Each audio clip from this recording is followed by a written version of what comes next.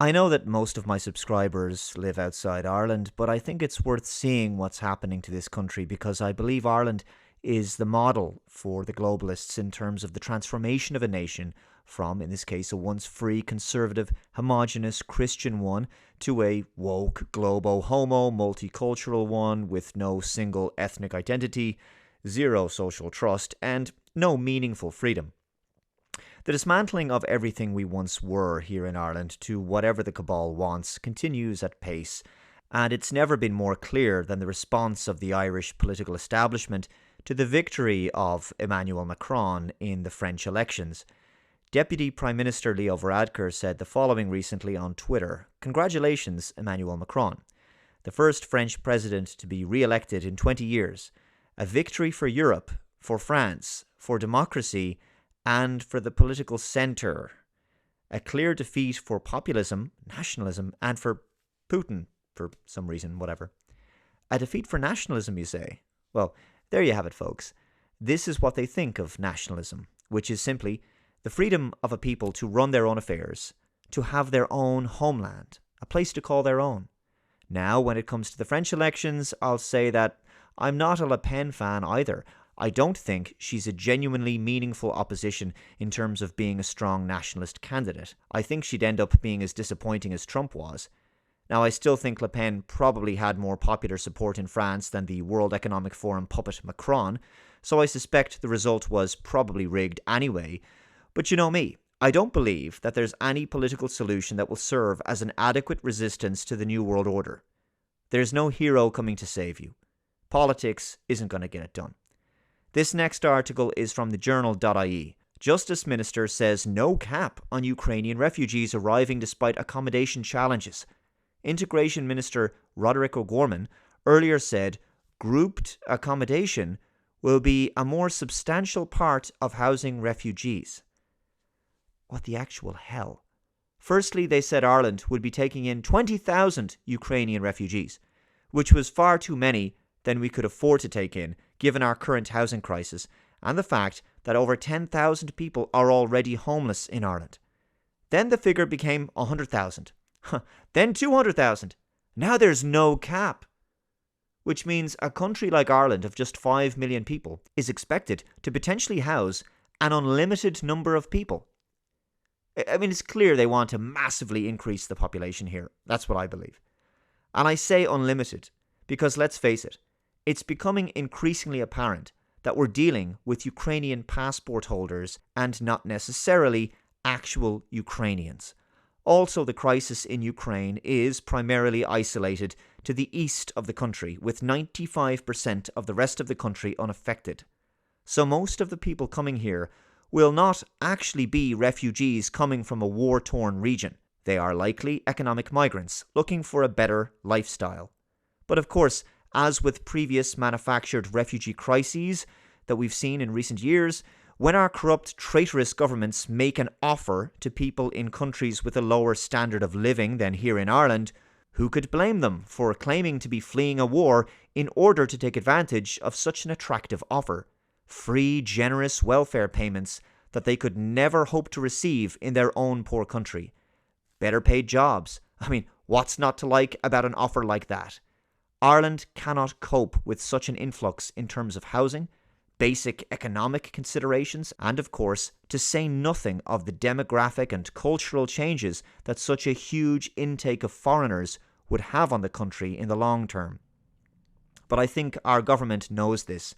This is another manufactured crisis in order to rob us of our private property rights and change the country completely.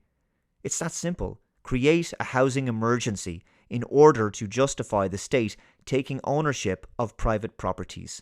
You'll own nothing by 2030 after all, and we're well on the road to that, it seems. And as that same World Economic Forum video said, by 2030 we'll have to do a better job of welcoming and integrating refugees. That video was made back in 2016. I wonder how they knew all of this was going to happen.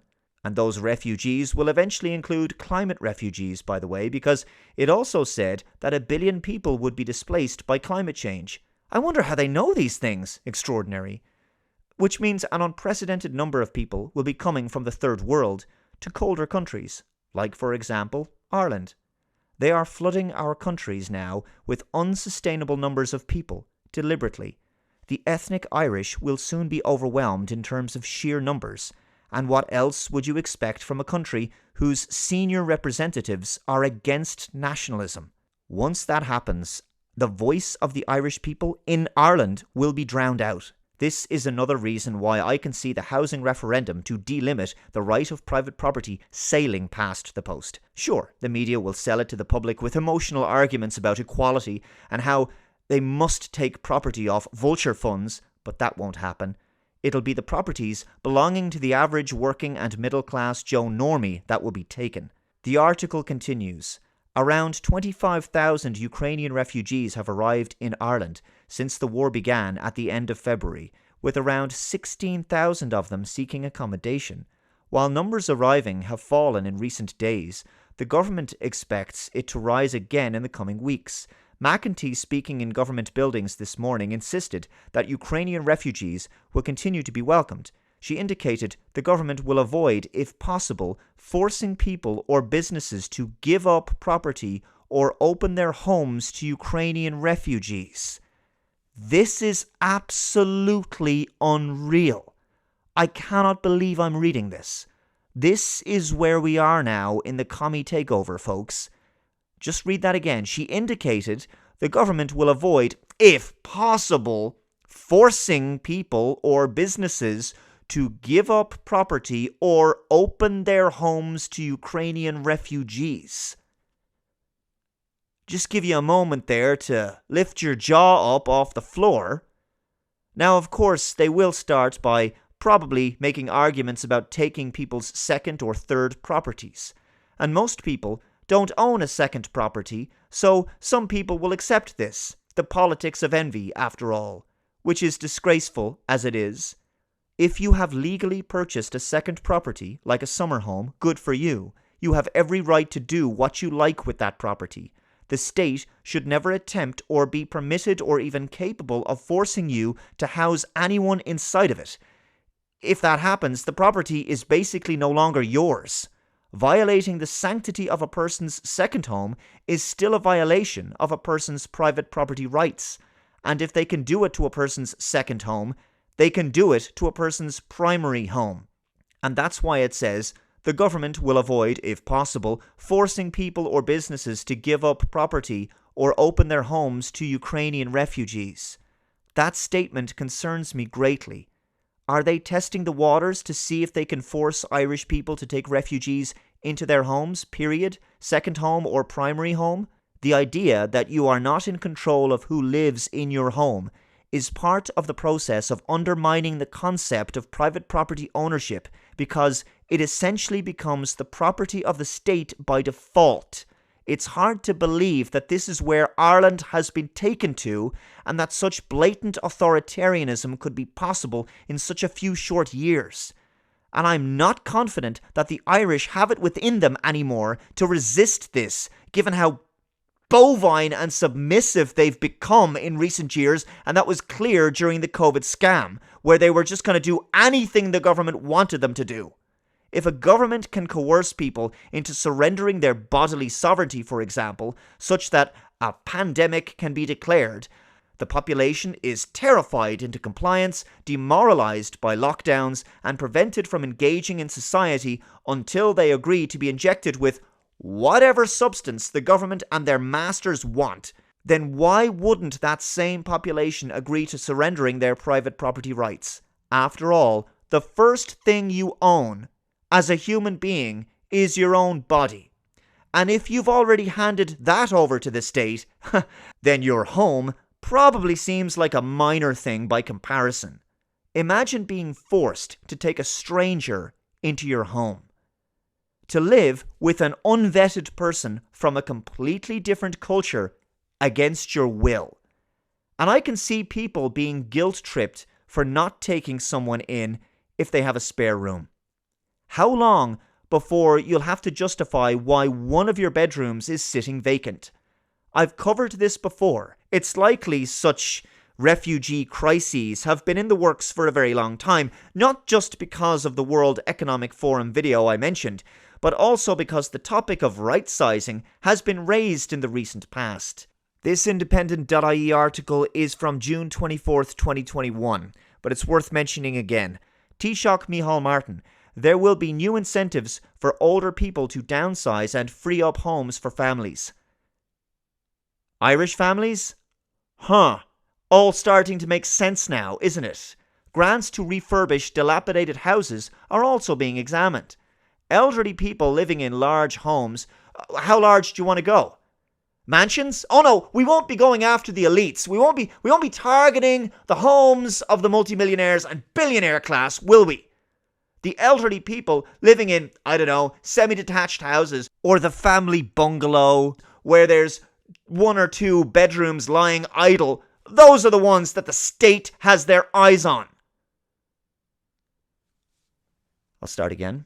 Elderly people living in large homes would be incentivized to move to smaller ones through a mix of tax incentives and grants under new plans being considered by the government.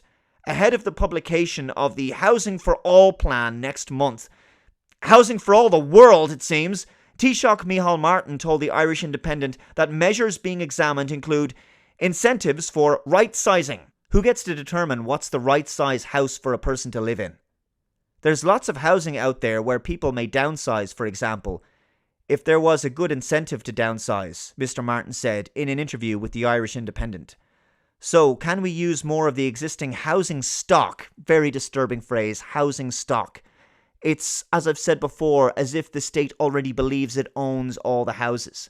And that all the houses out there, which, by the way, are owned by Irish people, are in fact just inventory that sort of belongs to the state anyway. For example, for people to downsize voluntarily, obviously, and make it incentivized. Yeah, voluntarily. Until it's not voluntary. Sort of like the face mask, right? It was voluntary until it wasn't. Sort of like the very idea of just, hey, stay home. Help to slow the spread of the virus. Until staying home became mandatory and you couldn't go beyond 2 and 5 kilometers from your house and you had to shut down your business. And you weren't allowed to see your family or your dying relatives. You see, it always starts off with asking people nicely. And then when people don't comply, the state shows its teeth. It is among a number of measures being considered under plans to address the housing crisis, which was created by the state. Grants for prospective homeowners to refurbish dilapidated houses are also being examined. A vacant property tax is being looked at to incentivize people to develop the properties and get them into use, the Taoiseach said. None of these things will in any way affect the millionaire and billionaire class, like I've said, but they are designed to affect the working and middle class. The state is complicit in making this housing crisis possible, and the solution they are offering is to punish Irish people who own their own homes or live in houses that the state will determine are too large for them. Who gets to determine this? It's basically the same people who are going to determine what speech is classified as hate speech, the same people who will determine what speech needs to be censored from public discourse. It's simple, folks. They're looking at seizing people's homes and land. Now, I have sympathy for genuine refugees, but we aren't even vetting people to determine if they truly are refugees in this crisis. Secondly, we're not actually obligated to take in anyone. I'm not trying to sound heartless by saying that, it's the truth. And we're certainly not obligated to take in an unlimited amount of people. And of course, these people won't be returning to where they came from. And when chain migration kicks in, the numbers here will skyrocket. Ireland is a neutral country. We are not supposed to be taking sides in these kinds of conflicts. This is happening in Eastern Europe, far from us. If we as a people were consulted as to whether we wished to take in refugees, which we should be entitled to actually have our input in this conversation, perhaps it could be limited to a few hundred people at best, something that we could actually cater to. And only after we have taken care of our homeless, and only after we have ensured that Irish people looking to get on the property ladder are able to do so. The needs of other people must not come before our own. I suspect the Irish people's historically recognised love of private property is an issue for the globalists. But one such way of getting past it would be to flood the country with people who are happy to live as permanent renters, who don't own the property, and who become fully dependent on the state for everything.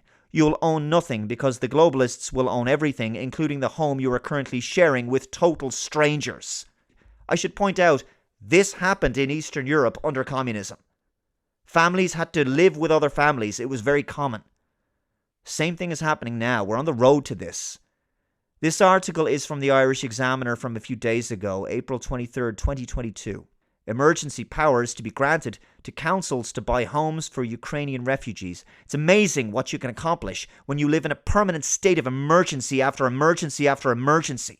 Housing Minister Darragh O'Brien is developing a multifaceted plan to address the shortfall of space for refugees and will table plans in the coming days. Local authorities are to be given greater emergency powers to buy homes to house Ukrainian refugees in the coming weeks under plans being developed by the government. Housing Minister Darragh O'Brien is urgently developing a detailed plan to address the projected shortfall of 8,300 beds by the end of May, according to confidential cabinet documents. Senior government sources have pointed to an unprecedented effort from across the entire apparatus of the state in order to minimise the number of people having to be placed in large communal refugee centres. Okay, so where does the money come from for local authorities to buy up homes for refugees? Well, presumably the place where governments get their money in the first place. Taxpayers, or loans which taxpayers will have to pay back. Either way, Irish people, many of whom cannot afford to buy their first home, will now be paying additional taxes to house foreigners, many of whom are not actual Ukrainian refugees, but the mainstream media won't be talking about that because it kind of contradicts the entire carefully constructed narrative. I'm telling you now, the demographic makeup of this country is only going to become less and less Irish because a lot of Irish people who simply cannot get on the property ladder and who cannot afford this rising cost of living here are simply going to emigrate. And why would you want to live in this utter clown country anyway? Here's an RTE article. People urged to cut their daily use of power. The government is launching a new campaign this weekend that will inform the public about a range of actions they can choose to take to save energy and money whilst reducing national energy use. The campaign will roll out in print, radio and across social media. It comes as Minister for the Environment Eamon Ryan urged consumers in Ireland to take smaller efficiencies when it comes to cutting their daily use of power. That saves consumers money. It reduces the amount of gas that we buy from the market and therefore revenues going to the Russian government. He told a meeting of the International Energy Agency, adding, "It's a step in the efficiencies direction where we need to go anyway." Yes, because our government continues with the suicidal energy policies of the climate cult, which forces us to give up genuinely sustainable energy sources for totally inadequate green ones, which will result in carbon scores for individuals and homes, which will result in the rationing of energy, which I've spoken about many times now. The Independent.ie had this: fuel rationing on cards as public told energy efficiencies now urgent. Rationing of motor fuels, heating oil and gas is on the cards across Europe as the energy crisis continues, officials have warned. The warning came as the European Commission and the International Energy Agency joined forces to publish a public action guide to reducing household and business energy use. The 9-point guide calls for turning down heating by 1 degree, returning to or maintaining work from home policies, reducing speed limits on main roads, and implementing car-free Sundays. Sadly, it seems that lockdowns have primed people for this level of authoritarianism and government overreach. Your right to drive your car, which you purchased, taxed, NCT'd and insured, will be restricted because the state might say you're not allowed to drive your car on Sundays. And I can foresee police checkpoints coming back, like the ones we saw during the lockdowns, where the police will stop motorists on the motorway and ask you what the purpose of your journey is, and if you don't have an acceptable excuse for your journey, and it's not considered to be essential by the authorities, I suspect you could be fined. These kind of policies are a step towards the climate lockdowns I've previously spoken about. I have to ask at this stage, is there any level of tyranny and abuse that the Irish won't tolerate? Will they continue to rationalise the abuse they've received by buying into the bullshit narratives that are used to justify undermining their rights and freedoms? The COVID scamdemic, the climate change con, a manufactured refugee crisis. When will the Irish finally discover some self-respect and wake up to the uncomfortable truth that the political establishment and media are actively working against their best interests?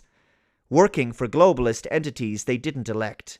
Regardless as to what happens and what madness the majority of the Irish people accept or go along with, once again, I won't be taking in any strangers into my home, and I will sleep soundly night after night, knowing that it is my right to determine who gets to enter my home and who gets to live here.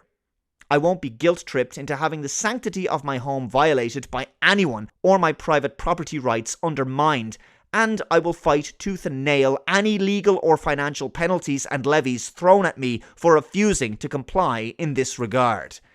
If the Irish people had any sense, they would do the same. Finally, this is what the Irish people get for being an utterly irresponsible and cowardly society for so many years, blindly obeying authority without question, paying ridiculously high taxes to further their financial enslavement to international finance capital, recklessly surrendering the freedoms their ancestors fought so hard for. This is what the Irish people get for burying their heads in the sand, refusing to listen to the warnings of those of us who saw what was coming down the line. This is what happens to a people who choose vacuous materialism, frivolity, consumerism, and shallow virtue signalling rather than prioritizing ethnic solidarity and the preservation of one's identity, homeland, heritage, culture, and history. This is what happens to a people who don't stand up against successive infringements upon their rights when they had the chance. This is what happens to a people who choose to live in ignorance and denial as the future of their people and way of life is threatened. I've heard so many times when I highlight my concerns about all manner of dangers facing us, sure, I'll be long dead by the time that happens. The selfishness of so many who espouse such a viewpoint is incredible. They seem unconcerned at the kind of Ireland their children and grandchildren will one day inherit. A land our ancestors would not recognise or feel welcome in. A non-Irish Ireland. The famine of the 1840s and 1850s was no famine at all. It was an attempted genocide, and it feels as though we are seeing the beginnings of another attempted genocide of our people once again. But will enough Irish people wake up in the coming years and realise that history is repeating itself?